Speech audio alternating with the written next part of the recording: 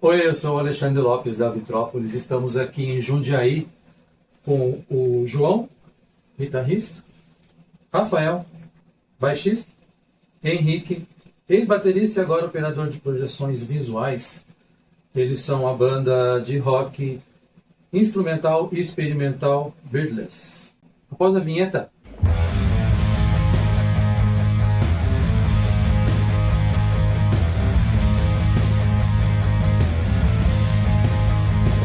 e aí, pessoal, beleza? Beleza. Como é que vocês estão aí? Tranquilo? Tudo bem. Só na paz. Todos iluminados aí, ó. Meninos iluminados. Como começou a Beardless, cara, e o significado do seu nome? Tá. A banda começou porque eu e o Rafael, nós éramos companheiros de trabalho, né? E a gente se conheceu em 2019. E em algum momento a gente descobriu ali que o outro gostava de tocar, gostava de algumas bandas em comum. E com isso a gente começou a se encontrar, a reunir para tocar alguma coisa, qualquer coisa, fazer algum barulho em casa e tal. E com isso as ideias foram evoluindo, a gente começou a convidar alguns amigos. A gente não tinha a intenção, assim, a princípio, de formar uma banda, né? Era só um som ali para espairecer e tal.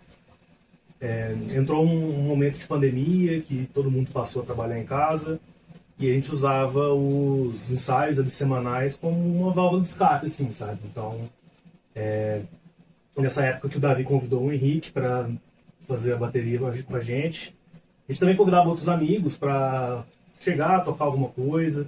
Nunca teve tanto assim um som orientado para algo, né? A gente sempre chegava para tocar o que dava vontade de tocar naquele momento. Tiveram, acho que uma vez que a gente quis tocar um cover, não deu muito certo. A gente falou, cara, o negócio nosso é tocar o que a gente quer tocar aqui mesmo.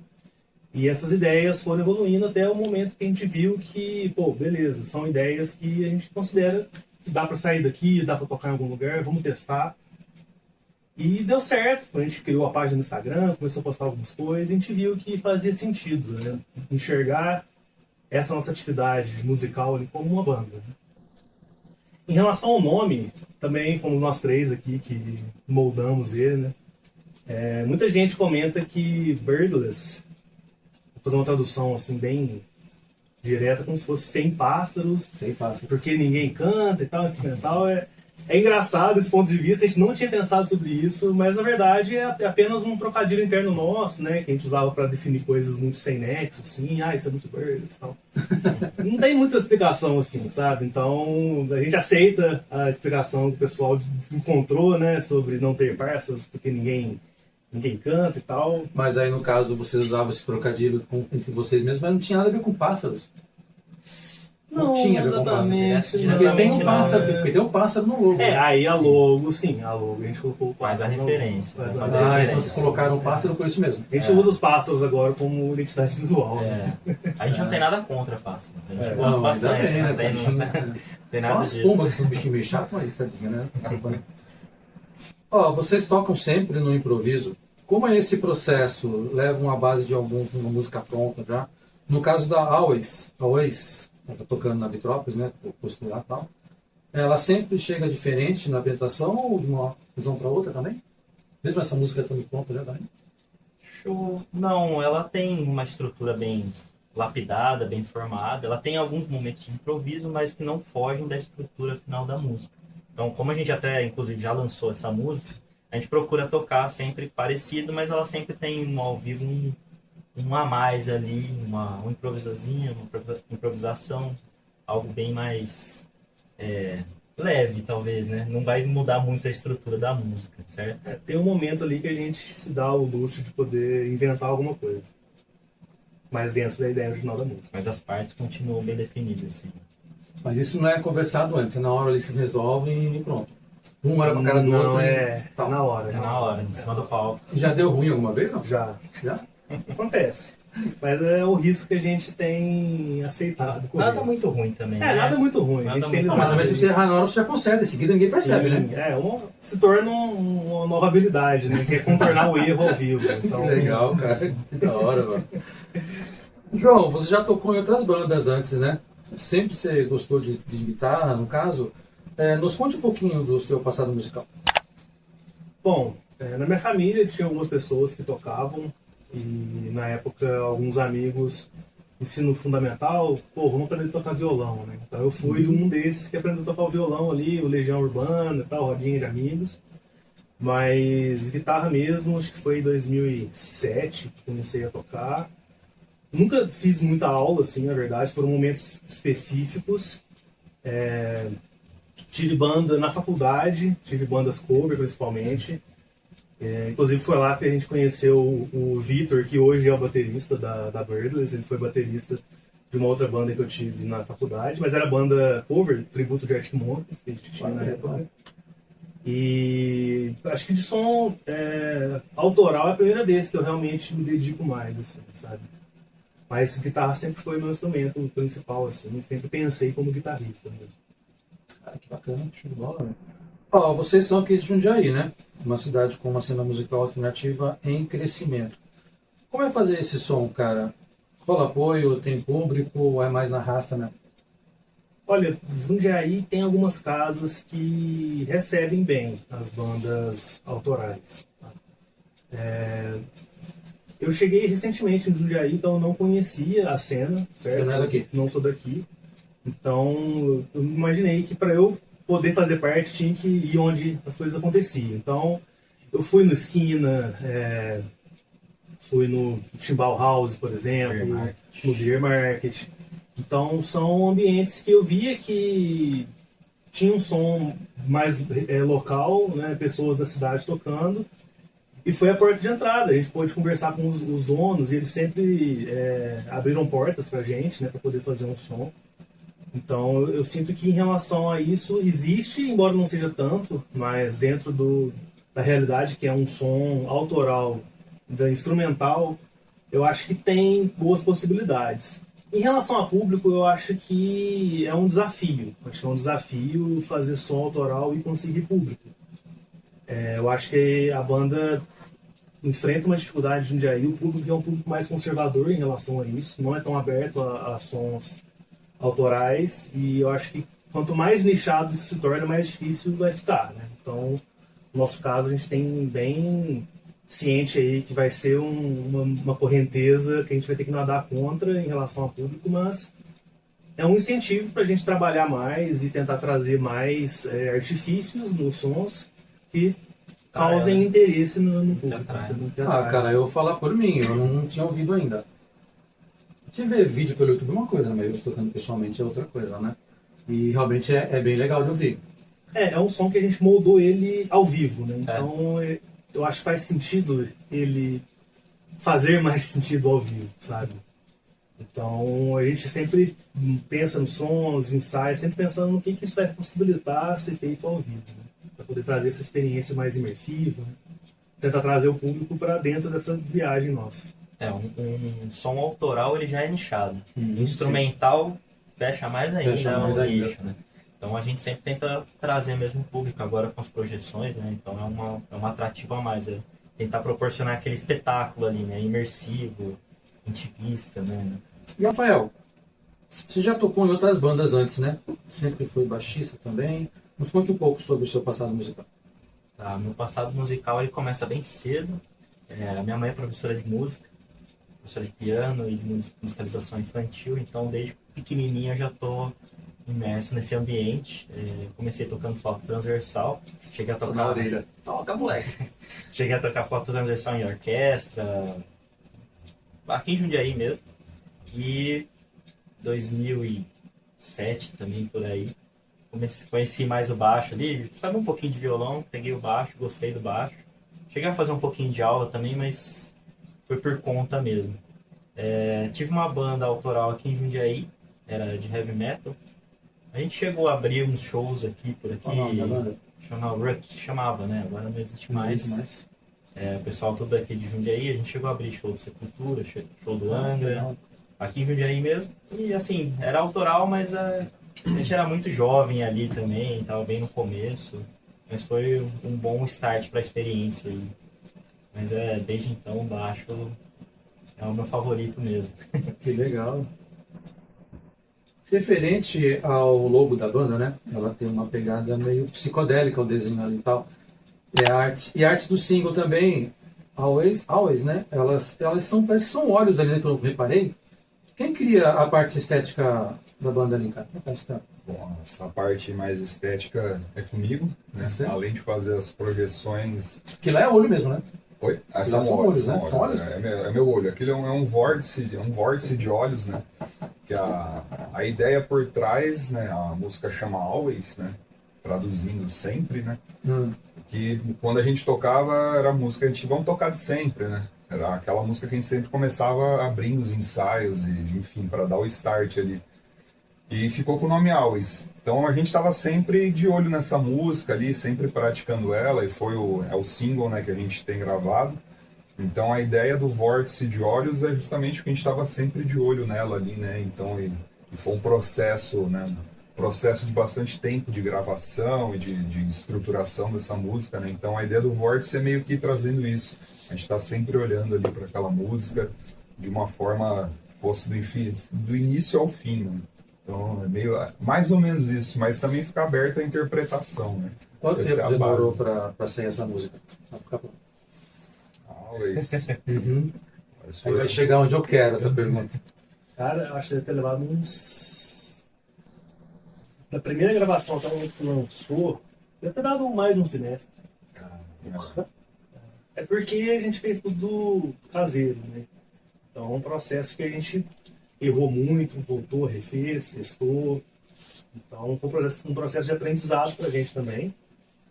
Então isso acabou levando bastante tempo. Desde a composição, a produção e a gravação. Né? Então foi tudo. Se for levar isso em consideração, foi 4 anos. Puta que pariu. É porque assim, por ser uma banda experimental, vocês estão sempre experimentando sons diferentes, né? Como é que você consegue chegar num ponto final e falar, não, vai ser assim e acabou? Vamos gravar. Essa é a pergunta que vale R$1 milhão no momento. Sim, na verdade, a nossa expectativa é que conforme nós consigamos trabalhar os sons, produzir e lançar, eles vão todos passar por essa etapa de chegar numa ideia final daquele produto. Então, aí na hora que ele for concebido, vai ser esse ponto final. Enquanto isso não acontecer, eu acho que tudo está sujeito a suas modificações. Mas, ao mesmo tempo, o produto final, para levar em consideração a filosofia da banda, ele vai ter esse aspecto também que vai permitir alterações, sabe? Então, eu vi uma entrevista recentemente, cara, um corte de uma entrevista do Andreas Kisser, ele comentou algo que eu achei muito interessante. Que ele falou que uma gravação é um registro daquele momento. Né? E esse momento pode ter acontecido há muito tempo atrás. Tem muita banda que toca músicas dos anos 60. Então, aquela gravação registrou aquilo, não quer dizer que hoje a gente precise sempre tocar aquilo. Né? A gente pode representar a realidade de hoje, né? O sentimento de hoje, com base na estrutura de uma música que foi feita antes. Então, acho que a nossa ideia mas sempre ver aquela estrutura que os fãs gostavam. Exatamente. Aí entra a questão que ele até comenta, cara, o fã de rock ele é muito chato, né? Ele é muito saudosista, ele quer ouvir perfeito e tal. Então, a nossa ideia é buscar um meio termo ótimo, né, nesse aspecto. Que é encontrar maneiras de poder dar vida para a música ao vivo, trazendo variáveis elementos que vão acontecer naquele momento, mas dentro de uma ideia musical que já existe, que já está... que as pessoas já conhecem, já ouviram, que vão identificar, entender e se conectar, dialogar com aquilo. Com a chegada do Vitor na bateria, que não pôde estar aqui hoje, né? Qual o motivo que ele não pôde estar aqui? Ele mora? Ele mora em Mogi das Cruzes, né? Então é uma logística mais difícil. Certo. O que mudou na dinâmica da banda? Quanto no estúdio, quanto ao vivo? Chegada dele. Cara, eu acho que ele está trazendo um ponto de vista diferente, assim, para a banda, né?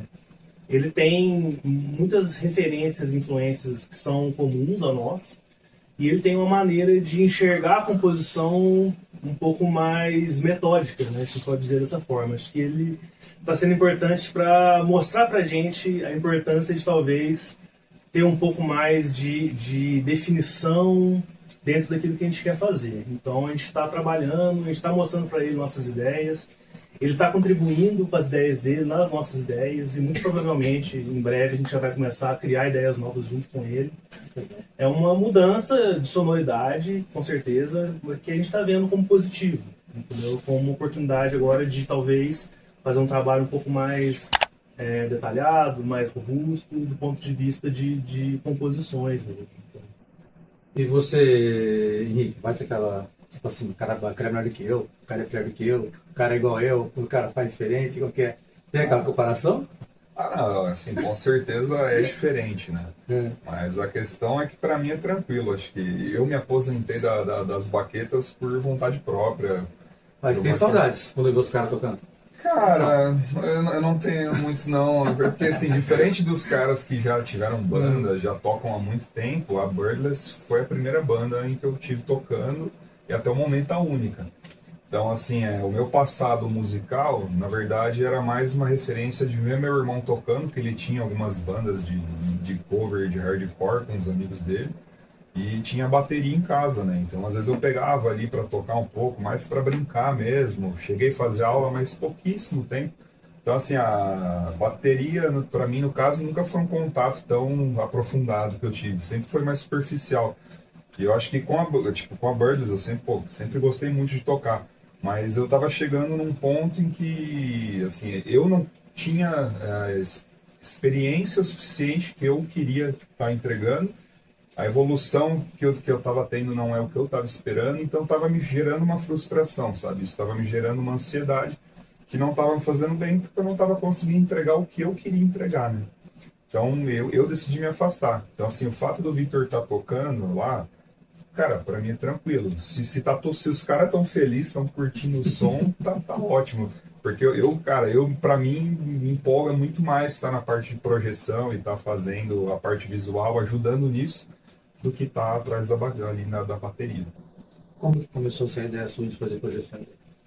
Cara, eu vi um show há muitos anos, um evento que eu com o Davi e mais uns amigos a gente foi, chamava Bloco do Pink Floyd, lá em Minas Gerais, né?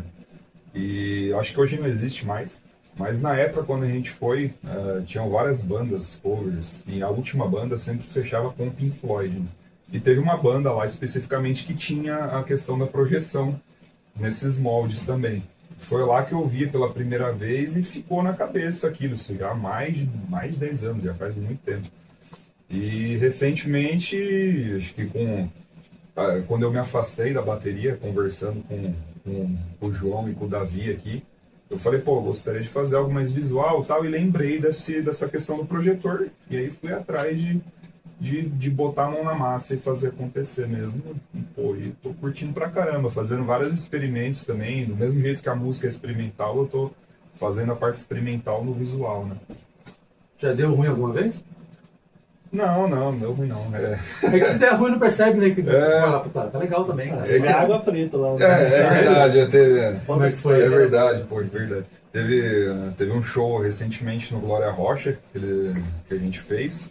E foi a primeira vez que a gente fez no formato do show com a projeção, né? E, pô, ali começando, tava empolgado, fui jogando tinta, colocando as coisas, só que eu comecei a me empolgar e jogar muita tinta, né? Só que a água vai escurecendo, né? Por conta do pigmento da tinta. Sim. E num determinado ponto começou a ficar escuro e ficou preto, assim, não dava mais pra ver. E eu ali, tipo, e agora o que eu faço, né? E aí entrou a questão do raio-x, né? No mesmo dia eu tinha perguntado se alguém tinha um raio-x, que eu pensei, vou colocar ali na projeção e tal. E ainda bem que tava ali, que foi uma carta na manga, né? Que na hora que eu percebi que escureceu, eu só troquei, coloquei o raio-x, peguei a baciazinha de água, fui num banheiro que tinha lá no fundo do palco, troquei a água, voltei, botei e comecei de novo. E o show rodando, os caras tocando e eu lá passando com uma bandeja de água, um monte de cabo energizado, correndo o risco de derrubar e queimar um monte de coisa. Mas deu tudo certo.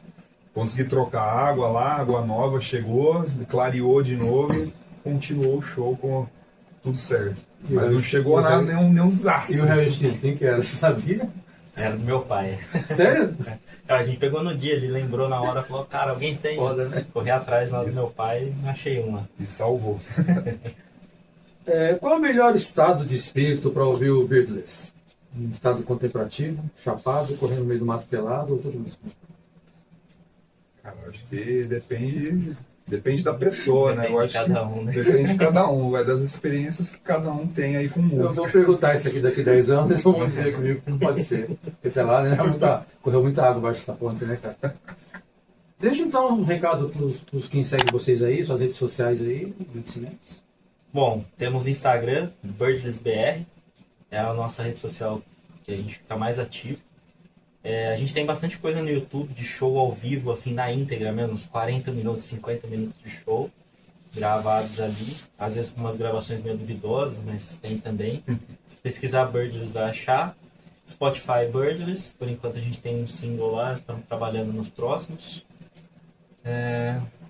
São os principais, né? Sim. Mas a gente tem Deezer, tem Amazon Music, tem Acho que YouTube tem todas as Music, tem todas as plataformas plataformas. digitais, Né? né? Spotify é a mais comum, mas a gente tá em todas. Mas o Instagram mesmo é o nosso forte ali. A gente trabalha mais mesmo. Tá, vocês fizeram uma palhinha pra gente da música nova, né? Tem previsão de quando que ela vai estar saindo aí? A nossa ideia é que seja um EP lançado ainda esse ano. O EP com Sim. Mas vai ser um duas EP. faixas, três faixas, uma faixa? É um EP de uma faixa só, que vai ocupar o tamanho do EP ali. Vai dar uns 20 minutos. Mais ou menos. Mas vai ser uma música que tem várias partes, né? Ela tem vários momentos, porém são todos dentro de uma mesma ideia, que é a concepção desse EP mesmo. É bom que você coloca pra ouvir no carro e faz a viagem inteira, né? Chegar É. onde você chegou e dá. Vai ser uma faixa só. A música chama Jamantra. É isso. Tem o Instagram, né? Fica também tem o Instagram de pedal aí. Como que é a história aí? Instagram de pedal. Cara, era pro outro cara ali tá falando dele, que ele que é mais Não, dono mas eu dele. fiquei sabendo que você gosta de falar, como que é? Já tem uns 3 anos. Tem uns 3 anos e eu e o Roberto, a gente sempre gostou muito de pedais e de guitarra e de experimentar. E, cara, acaba que a banda é uma plataforma de testes. Chama Meu Pedal Velho a página. Do pedal velho. E começou com uma vontade que a gente tinha de registrar os equipamentos que a gente tinha contato. Muitas vezes porque a gente pegava algo, usava, aí às vezes trocava, vendia, e passava 2 meses, dava vontade de ter de novo, né? E muitas vezes você não tem mais a referência auditiva ali do motivo que às vezes te fez vender ele. Então a gente começou com essa ideia e também a gente entendia que havia espaço no Instagram brasileiro ali, que não tinha tanto review assim, de equipamento mais direto ao ponto, né? Para mostrar um pouco dos sons assim. Então a gente uniu aí o útil ao agradável. A gente queria realmente ter o acervo nosso, né? São quantos, mais ou menos? Quantos o quê? Vídeos que a gente tem? Não, quantos Quantos pedais? pedais? Chegou a contar? Cara, que já Hoje, dentro passaram. da cristaleira, a gente tem 63 pedais da década de 90 até 66.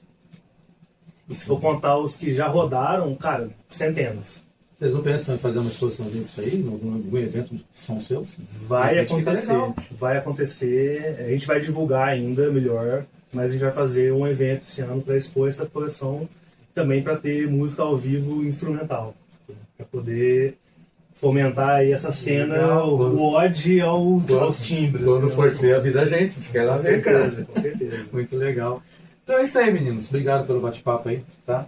Valeu, Eu obrigado. ouvi o som e fiquei impressionado com a qualidade, muito legal. Também os efeitos também, muito show de bola. Parece uma mebinha, um protozoáriozinho aí. Legal. Parabéns. Obrigado pela entrevista. Show de bola. Obrigado, Agradecer valeu. a vocês aí. Valeu. Agradeço.